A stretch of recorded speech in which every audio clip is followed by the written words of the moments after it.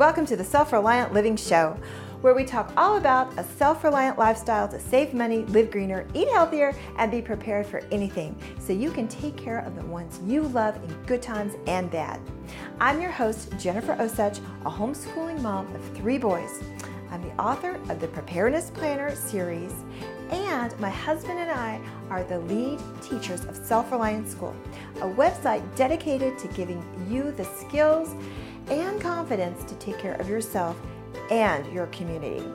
Be sure to stop by and pick up your free videos from inside Self-Reliant School that will get you started growing, cooking, and preserving your own food today.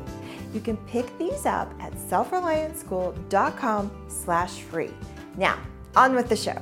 Welcome to the Self-Reliant Living Show. Today, I have my friend Misty Marsh back on the show, and she's a good friend of mine, and I just want to go ahead and read her bio, because I always like to read the bio of my guests, even if they've been on before, which she has. She's my first repeat guest, so that's how much I love her and how much value I feel like that she adds to the community. So, but let me go ahead and read her bio for those of you who do not know her. Misty Marsh is a mom of 4 kids, aged 5 to 8 years old, and she is an emergency preparedness blogger. She believes everyone can and should work toward being better prepared for life's ups and downs, but knows that doesn't mean emergency preparedness has to take over your life. Through her blog, her ebooks, and her e-courses, she teaches how to simplify emergency preparedness, and she does that over at yourownhomestore.com. So, welcome back, Misty. It's so good to have you back. Thank you, Jennifer. It is always such a privilege to join your community in any way. It's such a well-run, well-rounded community. I love being with you, spending time with you. Today, we're going to talk about preparing on a budget, because it takes money to buy preps, right? And so we're going to talk about that, and I'm going to just kind of pick your brain about some of the things that we can do. Some of them might be common sense, but I bet a lot of them are some things that people maybe haven't thought of. So I'm just going to go down and ask you some questions, and hopefully you can shed some light on this, because I know this is one of your specialties. So first of all, again, for those who don't know you, could you just explain a little bit about yourself and your website and your mission?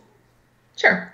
So on my website, I teach about emergency preparedness. Is the most basic way to talk about that. But there's 2 things that I believe make my site a little bit unique. One is that I like to bring faith into the idea of preparedness as opposed to fear. And in addition, I like to simplify. As mentioned in my bio, I don't think emergency preparedness should overtake your life or be the central part of your life. We need to live and enjoy life, but we also need to be ready for when negative things might happen in our life. So my goal is to help people do that through small and simple steps. Okay, so I'm just going to take a quick minute here to welcome a lot of people who have just joined. Great. Hello, Gail. Hello, Shelly. Hello, Kelly. Hello, Vicki. Just wonderful for you to join us today. Welcome. Okay, so I'm just going to, like I said, I'm just going to pick your brain here. So we're talking about affording preparedness, right? So this is kind of a weird subject, really, because, when you think of preparedness, you think of emergencies, and you think of, okay, well, I need to do this and whatever, but you don't really think of, being able to afford it. You don't really think of, how should we be talking about this? I mean, it's kind of simple. You just go to the store and you buy an extra first aid kit or something like that. But we're talking a little bit more about more than just going, like I said, to then buying a couple of extra cans of beans or an extra first aid kit. We're talking about, having a plan, right? I mean, tell us a little bit about why we need to address the financial part. Well, first, it certainly starts with what you're talking about, an extra can of beans or a few extra supplies for our first aid kit. And I think if we think of everything that we might need to do, we can sometimes get overwhelmed and not start at all. So that's one way to afford it, is to take these small little steps. But the reason that it's important is because there are things. Food costs money. Supplies, if you needed to, for instance, cook without power, without electricity, do you have a tool that will allow you to do that? Some people do, simply in a barbecue. Well, then the next step is, do you have propane for that barbecue grill, or charcoal?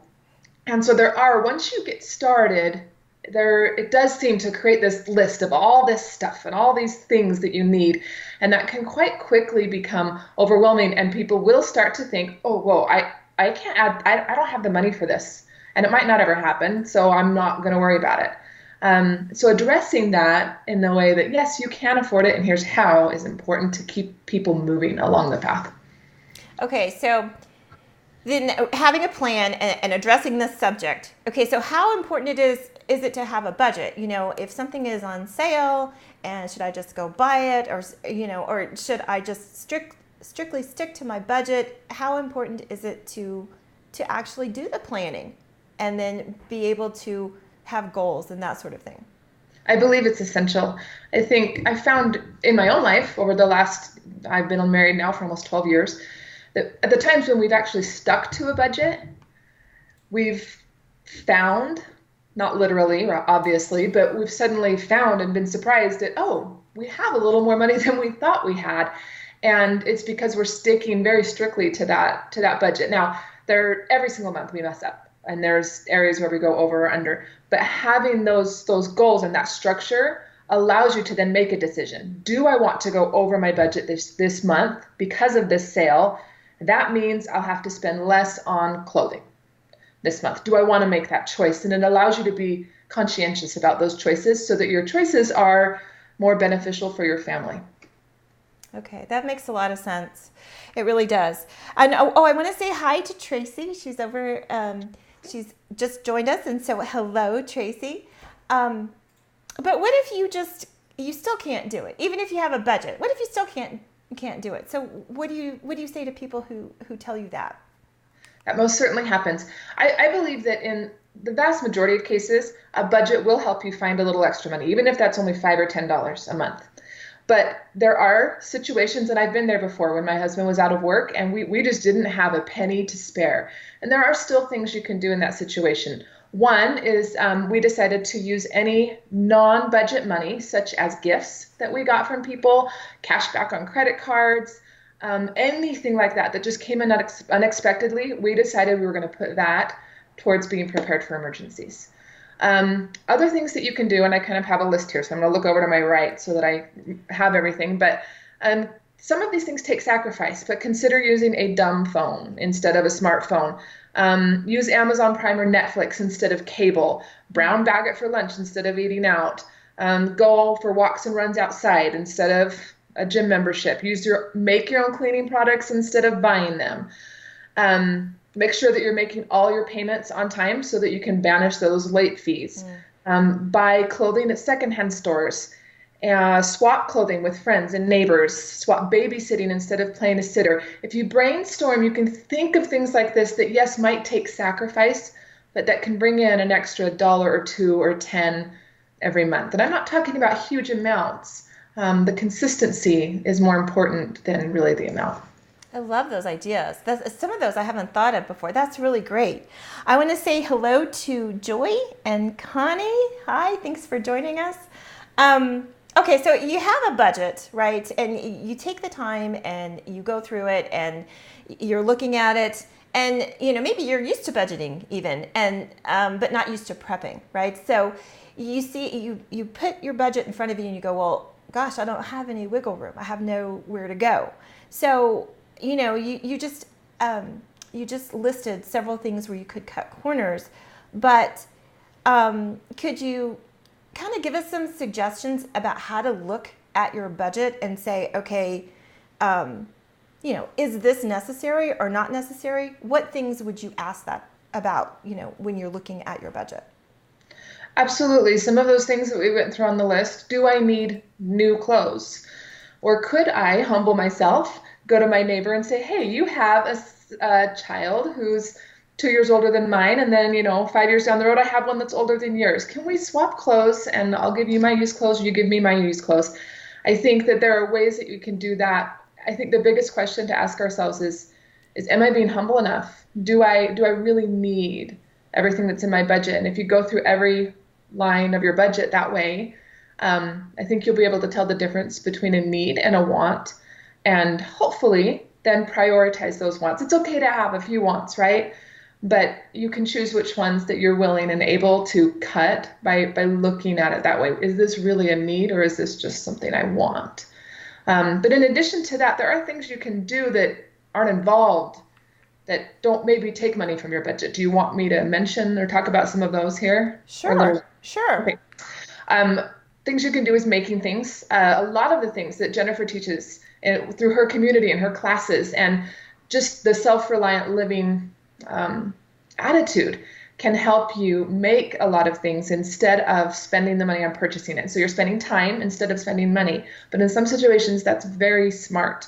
Borrowing things and sharing things. One thing, there is a lot of bigger ticket items sometimes that people want when they're working on emergency preparedness, like a grain mill or a sun oven. These things cost hundreds of dollars. And one option there is to split it between 2 or 3 or 5 people in your community. Say, hey, we're going to group buy a grain mill, and you'll get it on Mondays, and I'll get it on Tuesdays, and you get it on Wednesdays, and that can help relieve some of the pressure in your budget. In addition, in my neighborhood, we have a Facebook group that is only for the purpose of trading goods. We don't sell anything. We simply say, hey, I no longer need this bed frame. Would someone like it? And we're able to trade things that way. So even if we're not talking about emergency preparedness, we can save money in other areas of our budget, which then allow us to put money towards this. And if you don't have a Facebook group or don't have the means to set one up like that, the website FreeCycle is something similar that's on a larger scale. Yeah, that's great. Well, I love what you're saying about the budget. You just go through, and each thing you ask yourself, is this a need or is this a want? And I love that. I do that constantly with my own budget, so I know how that goes. I want to say hi to Rhonda. Yes, better late than never. I'm so glad you're here. Valerie, I'm so glad you're here as well. And then you were talking about just a minute ago, okay, so some of these DIY skills. Okay, so you always hear that skills versus things, right? So how do you, but you need some things, right? So how do you strike a balance? Is it just based on budget? How do you do that how do you teach people to do that?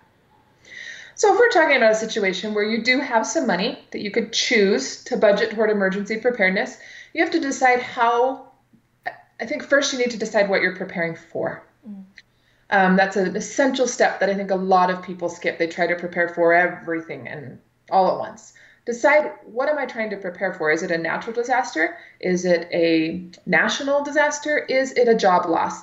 What is the most likely thing that's going to happen to me? And then that can help you decide, for that event, do I need stuff or do I need skills? Do I need both? Which is most likely the answer. And you can create that list of stuff. For some disasters, you might not need a list of 50 things, but you need a list of 50 skills. And I think that can help you kind of find that balance. No matter what stuff you buy, there is a skill that you will need in order to use that stuff. You can buy a sun oven and let it sit in your storage room for years and never use it. And then when you have to, it doesn't do you any good. So one other way I suggest people pace themselves is don't buy anything that you're not willing to learn how to use. So if you're going to buy a sun oven, buy it, learn to use it, and don't buy anything else until you know how to use that item. And that can kind of pace you and keep that balance between those two things. I love that. Shelley says that she knits for a lady who makes her spins for her own yarn, and then she pays me in homemade soaps, teas, and salves or yarn to make my own stuff. I love that. That's great, Shelley. So yeah, I love what you were saying about that in terms of skills versus things, and that to only buy something if you are willing to spend the time to learn how to use it. That is just, that's really great advice there. So, what if you are at the point though where you do need stuff? I mean, we talked about some of these things like Free Cycle, because that is, like you said, that's a great website. And then even starting your own Facebook group, where you trade things. So do you have more ideas about how to do stuff for free in terms of bartering with other people? Maybe even some hints about how to do that, because it's kind of thinking outside the box, right? It's not something that you would go up to a stranger and say, "Hey, I'll trade you my kids' clothes if you give me some soap or whatever it is." So how do you start that kind of conversation with somebody? And like I said, ideas about more things that are free. We love free. Yes, for sure. Certainly, I think that there is, we need to not be afraid to build communities where we live. And I mean, beyond virtual communities, we're great in, this day and age, if you want to call it that, at social communities. But we need to be willing to get out and go on a walk and meet our neighbors and become friends with them, because when that happens, then it's much easier to say, "Hey, I need this and I have this skill." Just like who was it that was saying? Was it Nancy that's making a trade?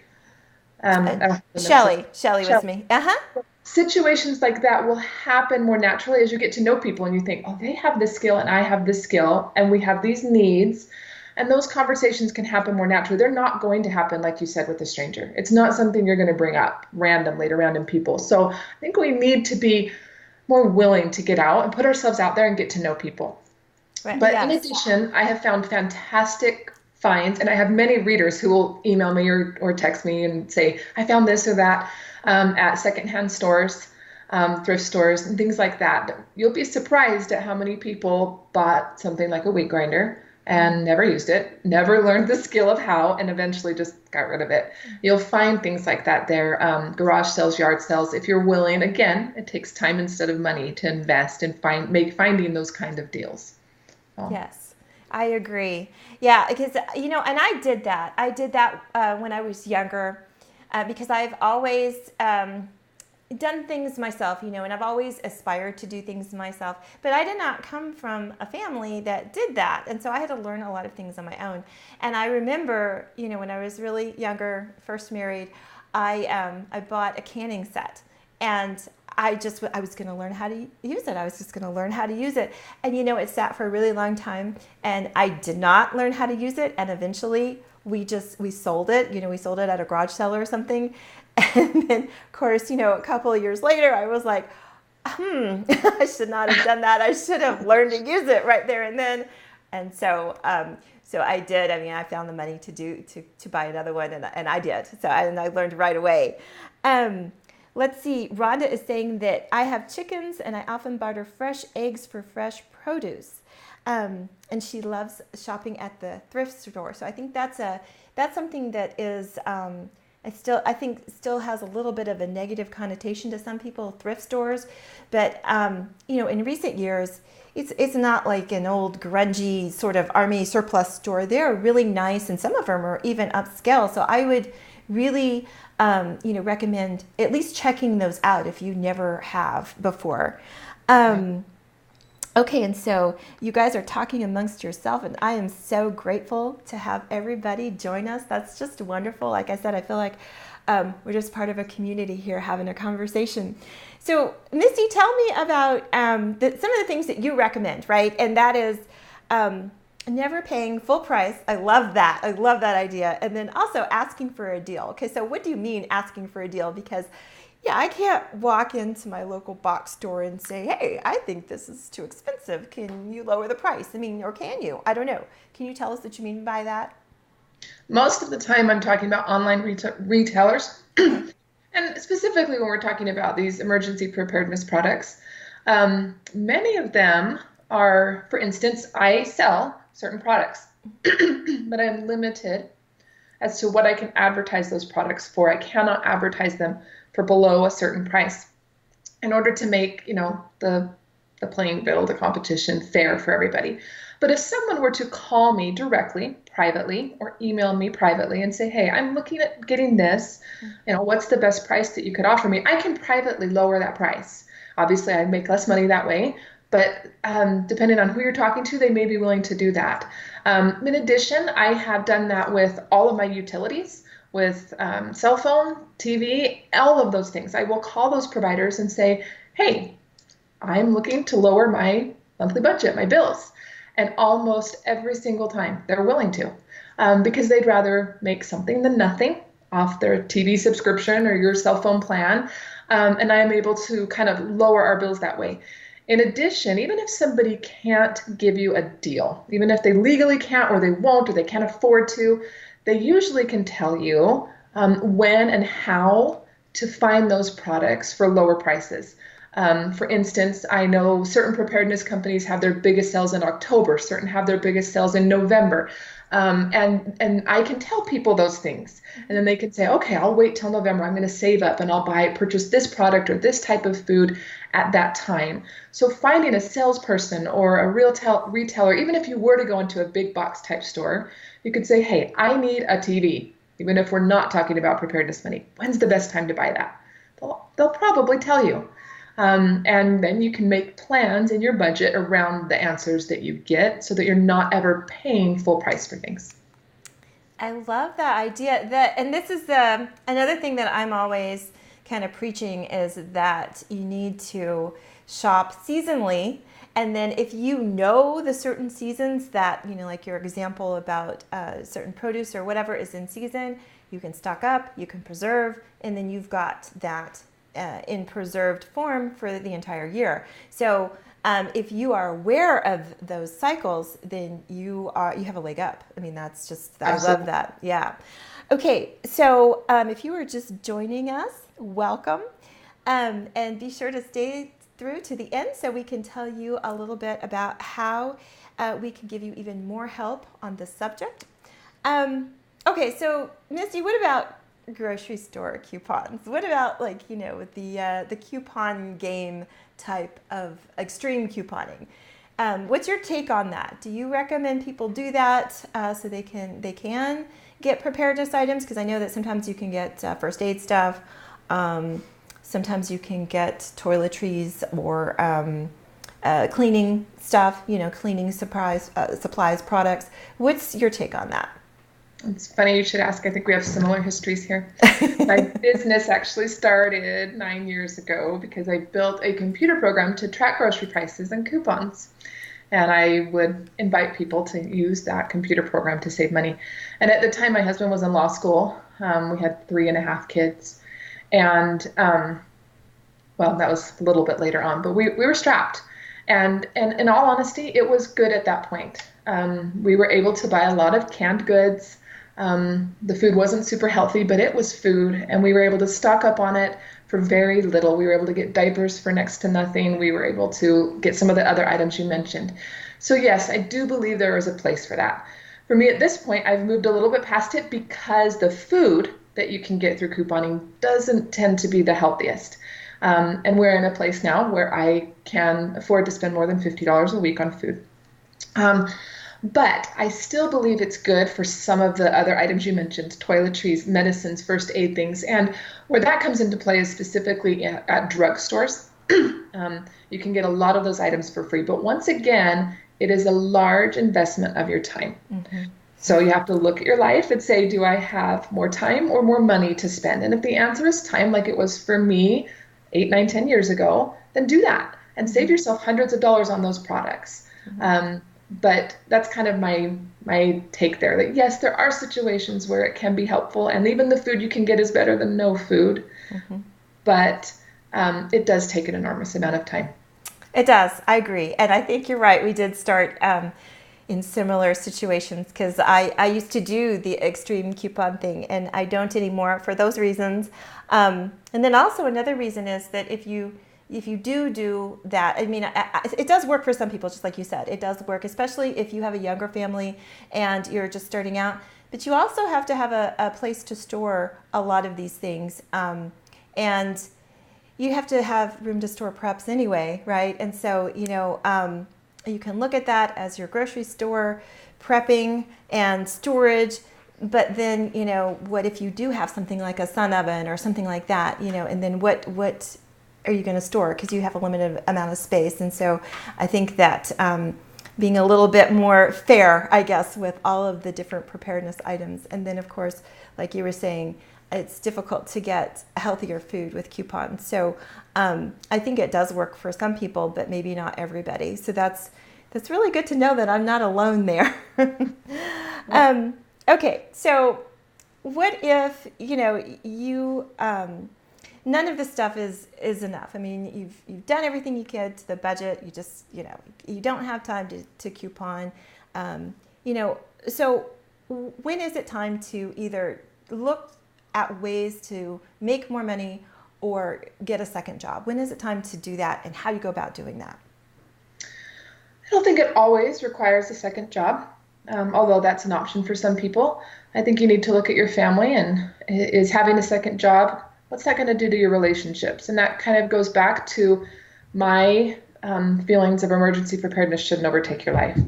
If you're only getting a second job so that you can buy a few extra preps, you know what? Then take a step back, have a little bit of faith in God that He will help you if you're doing your best, and make sure that you don't damage those relationships. But if you need the money in order to be able to pay rent and eat food, that's a completely different story. So I think you need to kind of look at your own situation and decide where your priorities are.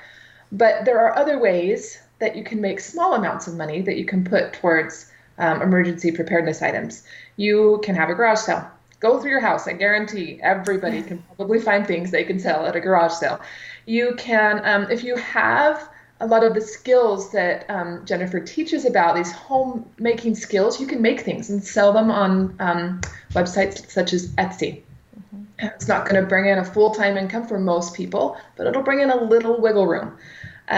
You can offer childcare, pet care, yard care, things like that may take a few hours a week and wouldn't necessarily be considered a full second job, but it's a good balance in between there. That do you have some skills that you can offer people? Can you sew? Can you mend? Can you think about those self-reliant skills that you're gaining through Jennifer's community or that you already have, and how can you market those in small or large ways without actually having to go out and work a 9-to-5 or a 5 to midnight job? Yeah, just like a second stream of income. We're always preaching that because, you just never know. And that is, to me, a preparedness move in and of itself. If you have something that is, bringing in a little bit on the side, then, if something does happen, you've still got that. So I feel like that's a move in the right direction there. Yes. Ruben is saying that I would love to add couponing to my plate, but it's pretty full right now. Yeah, it's a lot of work. It really is. And Valerie is saying, I never buy new towels, washcloth, or napkins. I make my own new washcloths out of old towels, napkins out of old t-shirts with holes. I love that idea. So it's sort of recycling things. That's wonderful, Valerie. Okay. And so let me just ask you this, because we're fixing to enter the season where you buy everything under the sun, or at least it's tempting to, right? Yes. So how do you recommend staying on your budget through the holiday season? Many of you may have heard of the envelope system, where you pull out a certain amount of cash, and I don't live that way for my budget every single month. But for larger purchases, a vacation, Christmas, I find it to be helpful. I have set X amount for Christmas. I pull that amount out in cash. I put it in an envelope, and that's all I'm allowed to spend. Sometimes that can be hard if you're trying to purchase things online. And just one second. What, sweet pea? Oh, Valerie saying that she loves the envelope system. Yeah. Yes, I do too. I love it too. And it really helps with, like Misty was saying, the bigger purchases. And it also gives me motivation because I see the money going in there and I'm like, oh, I'm almost there. So I love that. So sorry, Misty, you were saying? So no, I think in addition, there's a system that I love online. It's called YNAB, and it's an app on my phone that connects to my computer and my husband's phone. And it's not exactly like the envelope system, but it's similar. It forces me to, I mean, it's a budget, but I see I have X amount in Christmas, and if I go negative, well, I've got to take it out of a different budget. So I can kind of, it forces that same kind of concept that, oh, I'm getting to the end of this here. I don't have any more. I've got to be careful. And that can help a little bit if you're trying to make online purchases, which particularly around, I don't love going to stores on Black Friday. I like to stay at home, but there are great online deals. And if you can take advantage of those for Christmas, sometimes you can stretch your budget a bit further. I love that idea. Yeah, I love the online deals too. That is becoming my favorite because nobody wants to go and fight other people. It's just, I guess some people do because they do it every year, but it would not be me. Some people do too, but not me. Okay, so let's talk a little bit about meal planning and staying on a budget. And something that I'm always preaching is food rotation, but I wanted to get your take on that and how you feel about that. We have a large stock of food in our house. And when I plan a meal, I plan based on what we already have at home. And at this point, we have pretty much everything for all of our meals at home between our dry food storage and our frozen food storage. But what helps is I never have to go out and buy chicken breast at $4 or $5 or $6 a pound because I bought a lot of it when it was on sale for $1.59 a pound. So when I'm able to plan and I started this years ago when we had a very small budget, in fact, when I was couponing. So I would buy only what was on sale for really low prices, and then I would plan our meals around those items. But instead of buying just enough for that meal, I would buy twice as much or 3 times as much so that in 2 or 3 weeks when there weren't great sales for what I wanted to make, I could use what I already had in stock. And so that forces me to then rotate through the food that I have so it doesn't go bad. But it also allows me to take advantage of deals that might have happened weeks or months ago. Oh, wow. Okay. And I have cameras here. Everybody knows I'm monitoring the Facebook comments. I've got my notes and I've got a camera up here and here. I've got all this like mission control. Then I just saw that you have a little guest there.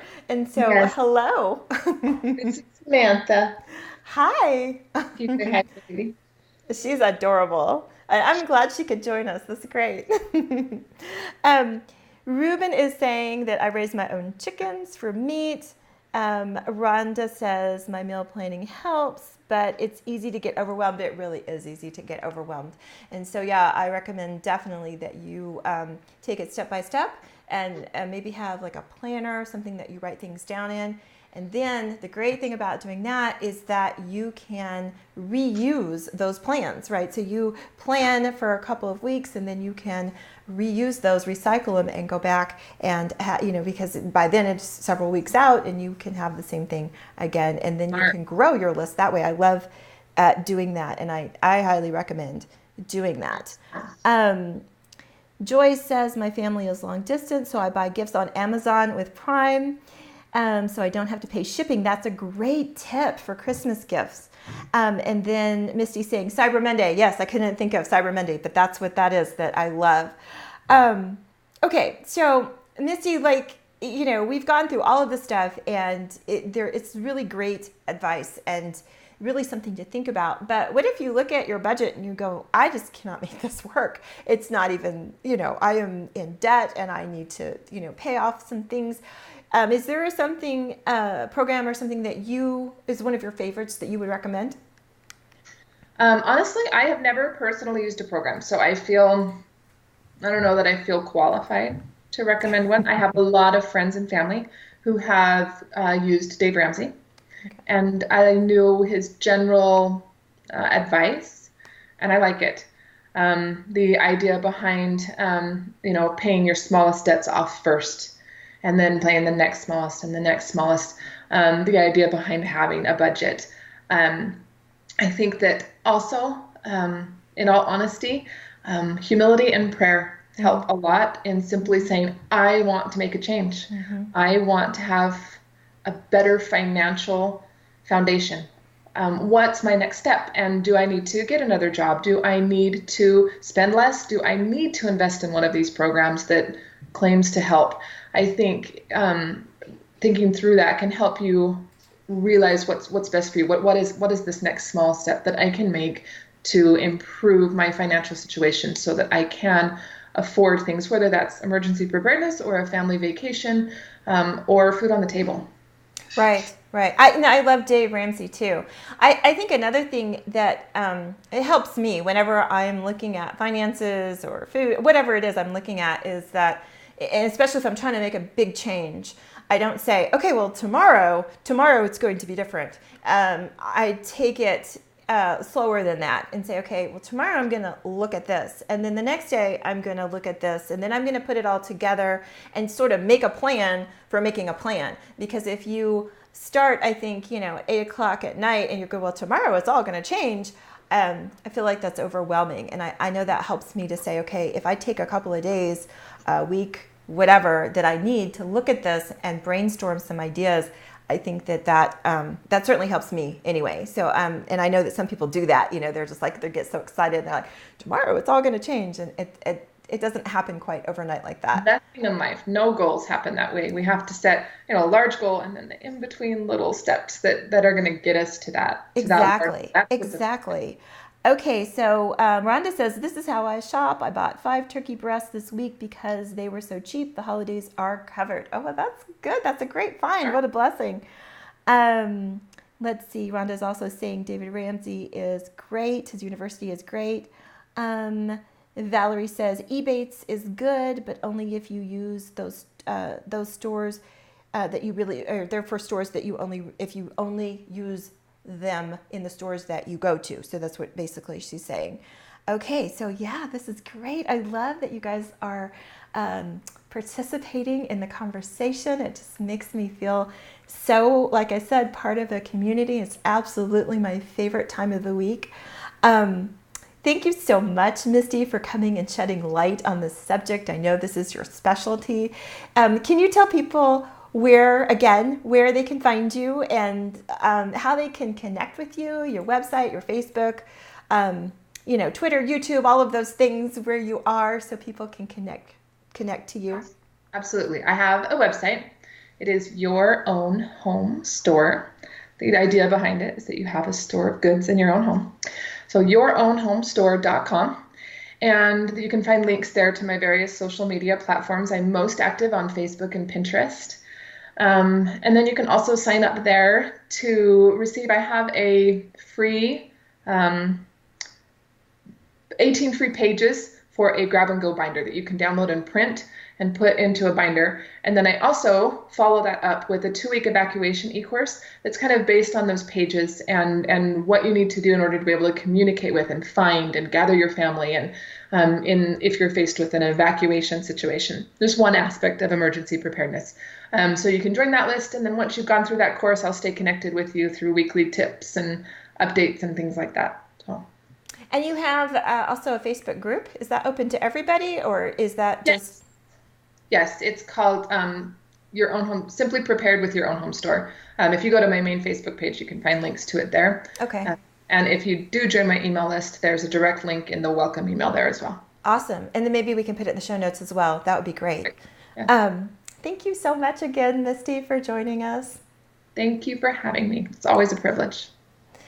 Okay, so I mentioned midway through that we were going to give you some more information to help save money and do these DIY things and get started with those. And so if you go to selfreliantschool.com/free, it should be up on the screen, then you can get some free videos. And there's one on canning, there's one on dehydrating, there's one on home brewing, and there might be another one there too. We keep adding to that. So be sure and check those out. Those are free videos. They are my gift to you. And then also, just like Misty said, you could go to yourownhomestore.com. You can enter your email address there. She has a place at the top of her website, and you can get weekly preparedness tips and printables. Right now, she's got an 18-page grab and go binder and a 2-week evacuation e-course. So that is definitely worth grabbing. So remember that Being self-reliant is not just about you or being selfish or anything like that. It is about taking care of yourself so that you can take care of the ones that you love. Take care until we talk again. I'm so glad you could join me today. Here's what to do next. Head over to selfreliantlife.tv to pick up the show notes for this episode and to watch replays of older episodes.